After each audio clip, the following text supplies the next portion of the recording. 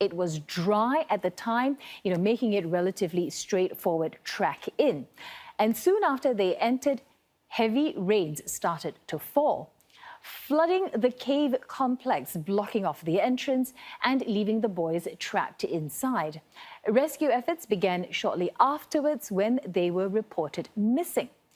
The search and rescue teams, aided by cave diving experts, have been working round the clock, and they want to try and get the water level low enough so the group could possibly walk out.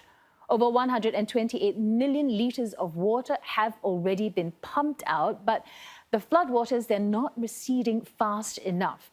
So what's being considered now is, as Success said, they're getting the group to dive out. But this poses major risks. First thing, the flow of water is very strong in some parts. It's also muddy, meaning visibility is practically zero.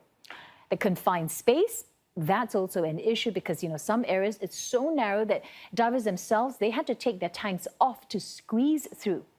Most of these young boys don't know how to swim, let alone dive. Rescue teams are now giving them crash courses, as we heard there. A static rope, which is already in place, should help. It can guide each boy and his rescue diver out. Alternatively, rescue divers can position themselves along the route, passing the boys in relay style. And they're also likely to position oxygen tanks at regular intervals to ensure enough air supply. Still, the entire ordeal is expected to take 3 hours or more for each boy. In previous cave rescues, drilling has been used as a way to get people out. But, in this situation, that might take too long. The group is stranded about 1 kilometre below the top of the mountain, and rescue teams are also searching for other ways into the cave. But it's a race against time.